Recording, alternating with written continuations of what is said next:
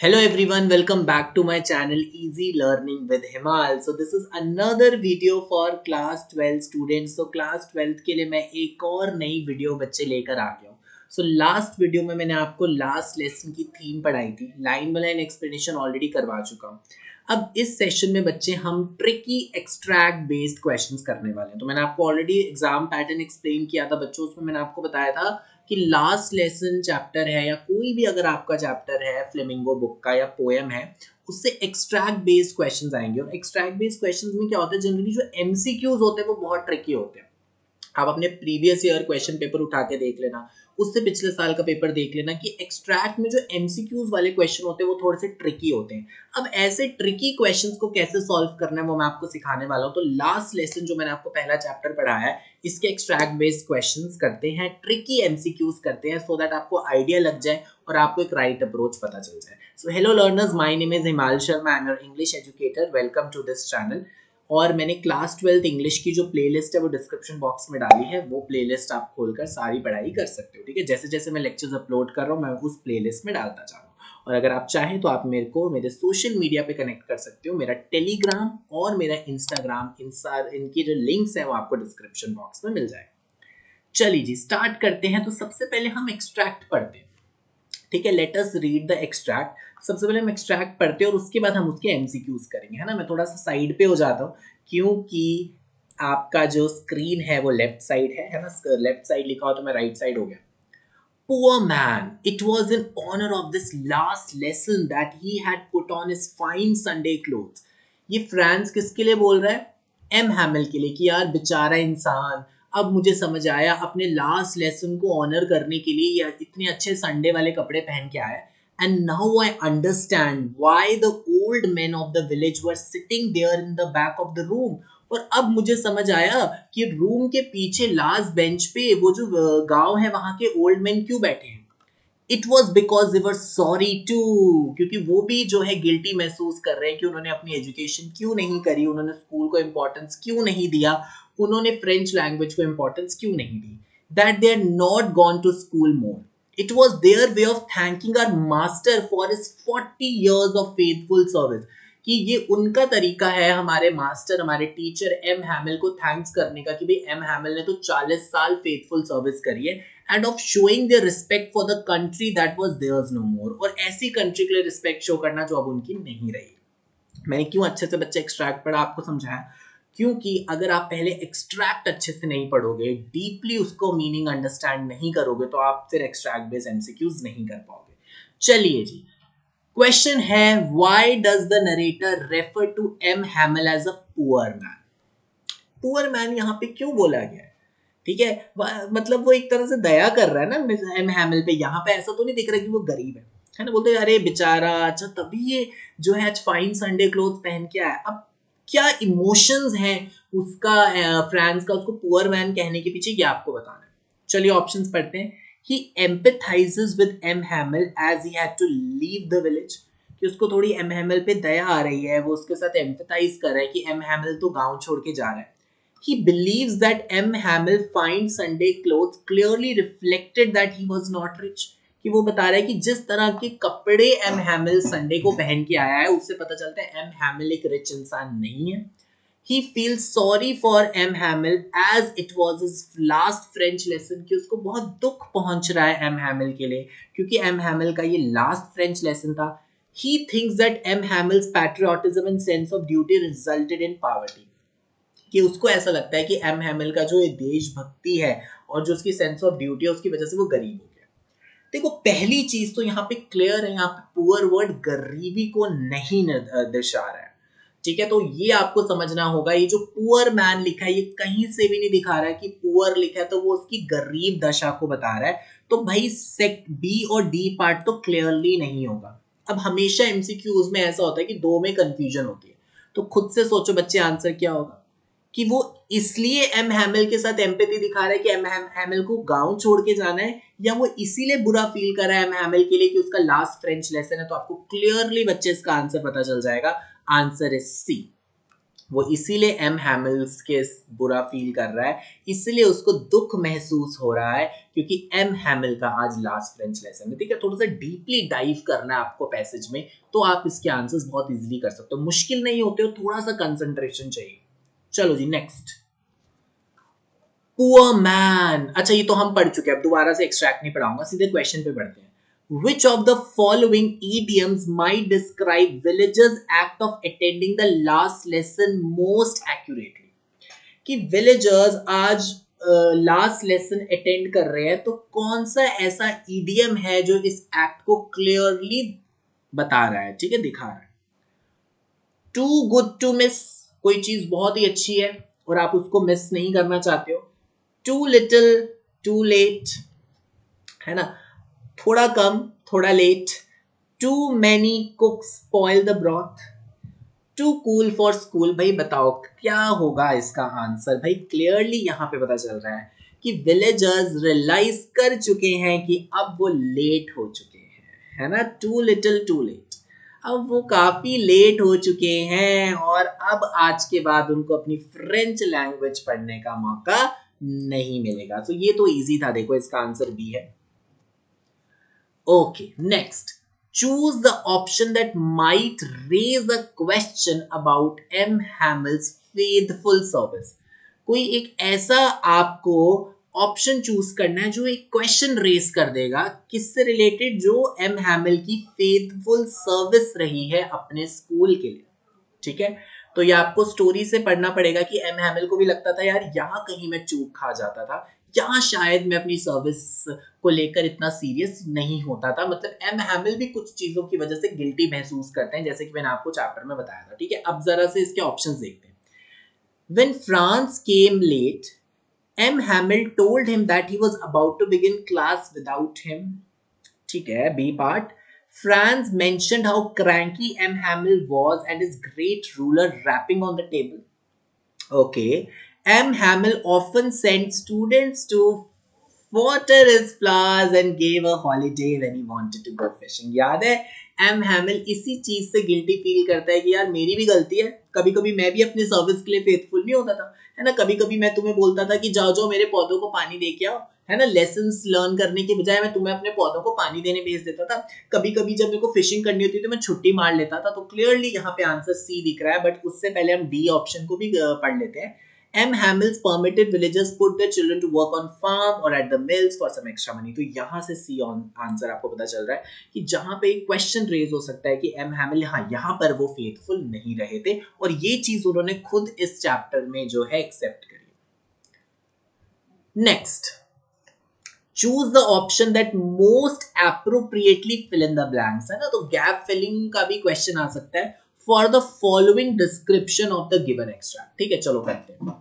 The villagers and their children sat in class forging with their old master a dash togetherness, है ना, तो अब क्या आएगा, a graceful togetherness होगा, a bygone togetherness होगा, a beautiful togetherness होगा, forgotten togetherness होगा। ठीक है, अभी के लिए इसको होल्ड पे रखते हैं, आगे देखते हैं। In that moment, the classroom stood dash, still up, mesmerized या transformed.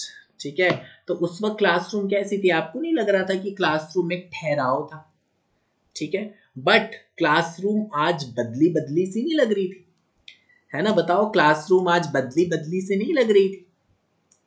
ठीक है, तो यहां से हमें ट्रांसफॉर्म्ड आंसर लग रहा है। ठीक है, अब तो सॉरी गलती से मैंने आंसर ही दिखा दिया। ठीक है, चलो कोई बात नहीं, आगे बढ़ते हैं। It was France itself and the French lesson a desperate hope to dash on to the remands of what they had known. Hold on. ठीक है, कि क्या क्या चीजें उनको याद है उसी को वो होल्ड करना चाहते थे, and taken for granted their own identity, आज उन्हीं की आइडेंटिटी टेकन फॉर ग्रांटेड ले ली गई थी। तो देखो इसका ऑप्शन डी है। अब स्टार्टिंग से बढ़ते हैं।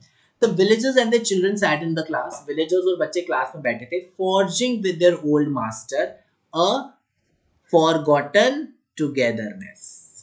ठीक है, क्योंकि अब वो एक दूसरे से अलग होने वाले थे। ठीक है, अब उनके अंदर जो एक यूनिटी थी वो नहीं रहने वाली थी। In that moment the classroom stood transformed, उसका क्लासरूम एकदम बदली बदली लग रही थी, मतलब जो रेगुलरली क्लास होती है वैसे नहीं दिख रही थी.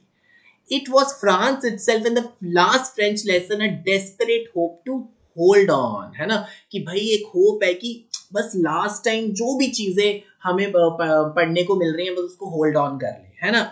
और आज उन्हीं की अपनी आइडेंटिटी टेकन फॉर ग्रांटेड ले ली गई थी. ठीक है, चलो जी आगे बढ़ते हैं.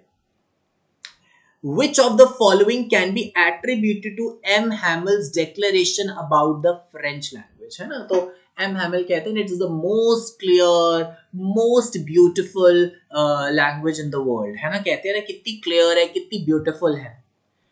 बताओ इससे क्या पता चलता है M. Hamel के बारे में. सब्जेक्ट एक्सपर्टीज, भाई अपना सब्जेक्ट में बड़े एक्सपर्ट थे. नॉस्टैल्जिक प्राइड, इमोशनल चीज को किसी को याद कर रहे थे. फैक्चुअल एक्यूरेसी की, उन्होंने कोई चीज फैक्चुअली करेक्ट बोली कि भाई सारी लैंग्वेजेस में असली में फ्रेंच सबसे ज्यादा सुपीरियर होती है. या पेट्रियोटिक मैग्निफिकेशन कि भाई उनके अंदर एक देशभक्ति की भावना दिखी. तो बिल्कुल सही बात है बच्चे, यहाँ पे क्लियरली पता चल रहा है कि उनके अंदर एक देशभक्ति की भावना हमें दिखाई दे रही है, एक पैट्रियोटिज्म दिखाई दे रहा है. उन्हें अपनी देश से, अपनी भाषा से इतना प्यार है कि वो क्लियरली ये चीज बता रहे हैं कि भाई मेरे लिए मेरी फ्रेंच लैंग्वेज जो है वो सबसे ब्यूटीफुल, सबसे लॉजिकल, सबसे क्लियर लैंग्वेज है. चलिए जी नेक्स्ट. अच्छा एक minute, I am really sorry बच्चे, यहां से ना एक नया पैसेज शुरू हो गया है ना. तो मैंने आपको पैसेज ही नहीं पढ़ा और सीधे आंसर कर दिया. चलो कोई बात नहीं, वैसे भी ये वाला आंसर तो बिना पैसेज पढ़े ही हो जाता है, बट एक बार हम पैसेज पढ़ लेते हैं. M. Hamel went on to talk of the French language. अब M. Hamel French language के बारे में बता रहे हैं, saying that it was the most beautiful language in the world, कि French languages पूरे दुनिया की सबसे beautiful language है, the clearest सबसे clear language है, the most logical सबसे logical language है, that we must guard it among us, कि ये एक ऐसी language है जिसको हमें guard करके रखना चाहिए and never forget it, उसको कभी नहीं भूलना चाहिए. Because when a people are enslaved, as long as they hold fast to their language, it is as if they had the key to their prison. कि जब भी लोगों को गुलाम बनाया जाता है, बट अगर लोग अपनी लैंग्वेज को होल्ड करके रखे तो एक तरह से वो उनकी आजादी के एक होप है ना. की टू द प्रिज्म है कि अपनी लैंग्वेज से वो आजाद हो सकते हैं. Then he opened a grammar book and read us our lesson. I was amazed to see how well I understood it, कि आज तो मैं हैरान हो गया मुझे कितने अच्छे से चीजें समझ आई. All he said seemed so easy, कि आज तो वो जो पढ़ा रहे थे बहुत इजी लग रहा था, क्योंकि यहाँ पे फ्रांस उस लेक्चर को बहुत ध्यान से सुन रहा था. चलिए जी अब हम आई थिंक कर सकते हैं, मैंने आपको पैसेज बता दिए. अब देखो, read the quotes given and choose option that might describe M Hamel's view point. तो ऊपर वाले पैसेज में जो भी एम हैमल का व्यू पॉइंट है आपको बताना है कौन सा पॉइंट उसको डिस्क्राइब कर. Those who know nothing of foreign languages know nothing of their own, कि भाई जिसको फॉरेन लैंग्वेजेस के बारे में पता ही नहीं है उनको कुछ भी नहीं पता, अपने बारे में भी नहीं पता. Language is the road map of a culture. Language एक इंसान का कल्चर दिखाती है. It tells where its people come from, बताती है कि लोग कहाँ से आए हैं, and where they are going, और लोग कहाँ जा रहे हैं. A poor man is like a foreigner in his own country, के गरीब इंसान अपनी ही कंट्री में फॉरेनर होता है. The greatest propaganda in the world is a mother tongue, that is we learn as children and which we learn unconsciously, that shapes our perceptions of life. तो बच्चे यहाँ पे clearly हमें आंसर क्या दिख रहा है, B दिख रहा है. Why the answer is B? क्योंकि लिखा है लैंग्वेज जो होती है वो हमारे कल्चर का रोड मैप है. ठीक है, यहाँ पे सिर्फ मदर टंग की बात नहीं की गई है, ठीक है, कि वो मदर टंग जो हम सीखते हैं, यहाँ पे लैंग्वेज की बात की गई है जो पूरे नेशन में बोली जाती है, कि लैंग्वेज ही हमारा कल्चर दिखाती है, लैंग्वेज ही बताती है हम कहाँ से आए और हम लाइफ में कहाँ जा रहे हैं. So what is the correct answer, B. तो थोड़ा सा ध्यान देना पड़ेगा. अब देखो यहाँ पर क्लियरली ऑप्शन 2 और 4 में कंफ्यूजन हो रहा है, तो याद रखना मदर टंग के बारे में बात नहीं की गई है, पर्टिकुलर एक लैंग्वेज के बारे में बात की गई है. ठीक है, I was amazed to see how well I understood it. Select the option that does not explain why France found the grammar lesson easy. तो भाई आज फ्रांस को ग्रामर लेसन इतना इजी क्यों लग रहा था, इसके कुछ रीजंस दिए. कौन सा रीजन आपको गलत लगता है वो आपको चूज करना है. ठीक है, जो उस चीज को एक्सप्लेन नहीं कर रहा. तो देखो यहाँ पे डज नॉट लिखा है, नॉट हाईलाइट हुआ है तो आपने देख लिया. एग्जाम में अगर हाईलाइट नहीं होगा तो भी आपको ध्यान देना है। France was paying careful attention in class this time, कि भाई इस बार फ्रांस जो था वो पूरी अटेंशन दे रहा था क्लास में। वैसे सही है, बिल्कुल सही बात है। M Hamel was being extremely patient and calm in his teaching, ये भी बिल्कुल सही बात है। आज एम हैमिल बहुत ही काम तरीके से, बहुत ही पेशेंट तरीके से पढ़ा रहे थे, absolutely correct. Franz was inspired and had found a new meaning and purpose to learning. Franz आज काफी इंस्पायर्ड फील कर रहा था और उसको एक नया पर्पस और मीनिंग पता चला था अपनी लर्निंग के लिए, ये भी सही है।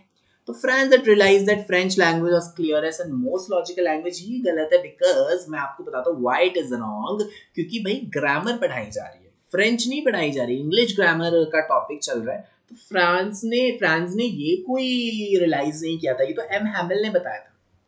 फ्रांस को इसीलिए ग्रामर अच्छे से समझ आ रही थी क्योंकि वो आज इंस्पायर्ड था, वो हर चीज अच्छे से पढ़ना चाहता था, वो क्लास में टेंशन दे रहा था और उसके साथ साथ मिस्टर हैमिल भी बड़े पेशेंट थे। बट ये आंसर नहीं है कि वो फ्रेंच को क्लियरलेस और मोस्ट लॉजिकल मान रहा था, इसलिए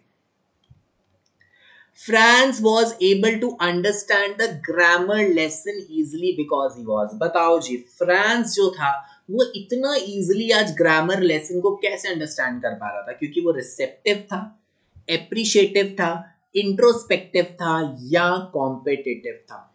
बताओ, वो उसको एप्रिशिएट कर रहा था, इंट्रोस्पेक्ट कर रहा था, उसके मतलब प्रोज एंड कॉज देख रहा था या कॉम्पिटिटिव हो रहा था। तो भाई यहाँ पे क्लियरली आंसर है कि वो बहुत रिसेप्टिव था। रिसेप्टिव होता है चीजों को रिसीव करना, जो आपको चीजें बताई जा रही है उसको ध्यान से सुनना। कभी भी अगर आपको कोई चीज बताई जाती है आप उसको ध्यान से रिसीव कर रहे हो, तो जो भी एम हैमिल बोल रहे थे उसका ध्यान कहीं और नहीं था, उन सब चीजों को रिसीव कर रहा था। तो आंसर क्या आएगा? रिसेप्टिव। ठीक है। सो बच्चे that was all about today session. मैंने आपको 2 एक्सट्रैक्ट्स कराए और उसमें थोड़े ट्रिकी क्वेश्चंस भी थे, तो हमने देखा कि हमें इन एक्सट्रैक्ट्स को कैसे एनालाइज करना है और कैसे एक्सट्रैक्ट बेस्ड क्वेश्चन सॉल्व करना है। तो बच्चे अगर आपको वीडियो अच्छी लगी तो लाइक जरूर करना है ना। कोई भी डाउट होगा तो कमेंट सेक्शन में मुझे बताओ कि सर मुझे इस पॉइंट पे डाउट है, मैं जरूर क्लियर करूंगा। बाकी अगर आपको अच्छे से मुझे डीएम करके डाउट पूछना तो आप मेरा टेलीग्राम चैनल जरूर ज्वाइन करो, मुझे इंस्टाग्राम पे फॉलो करो, अगर आप इंस्टा चलाते हो वहां पे आप मुझे मैसेज कर सकते हो, अदरवाइज मेरे को आप मेल भी कर सकते हो। ठीक है। सो अगर आप इस चैनल पे नए हो और अगर आपने इस चैनल को सब्सक्राइब नहीं किया तो please subscribe this channel easy learning with Himal and press the bell icon too, so that जब भी मैं नई नई वीडियोस इंग्लिश की आपके लिए लेके आऊं तो आपके पास नोटिफिकेशन सबसे पहले पहुंचे। ठीक है। So thank you everyone, have a very nice day and do check the playlist which is given in the description box below.